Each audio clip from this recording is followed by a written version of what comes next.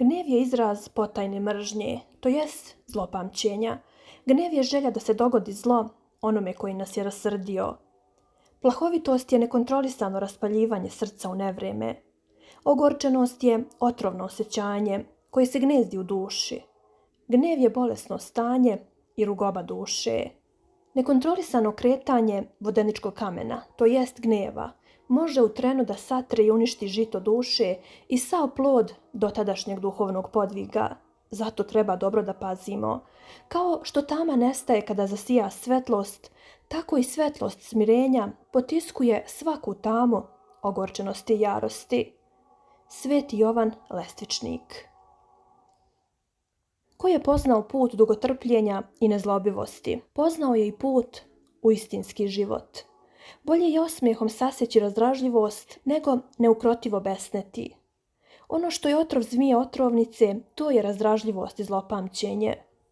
Jer oni izraz lica promene, misli uznemire i snagu raslabe i crpe snagu čoveka za delanje, dok ljubav i krotost udaljuju sve ovo.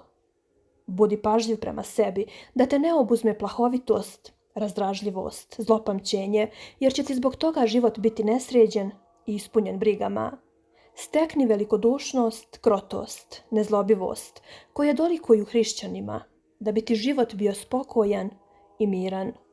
Ako imaš nešto protiv brata ili brat protiv tebe, pomiri se sa njim. Ukoliko ne učiniš tako, ma šta Bogu prineo, neće biti primljeno. Ukoliko ispuniš ovu zapovijest vladike, onda išti od njega sa smelošću govoreći: oprosti mi, vladiko, dugove moje, kao što i ja opraštam bratu svome, ispunivši tvoju zapovijest. I čovekoljubac će ti odgovoriti: ako ti nisi oprostio, ni ja neću tebi oprostiti. Ako si oprostio, i ja tebi opraštam tvoje dugove. Sveti Jefrem Sirijski. Kada je poslušan Bogu, tada se i srce pokorava umu. U tome se i ogleda krotost. Šta je krotost? Krotost je smirena predanost Bogu, sjedinjena sa verom, osenjena blagodaću Božjom. Sveti Ignjatije Brjančaninov.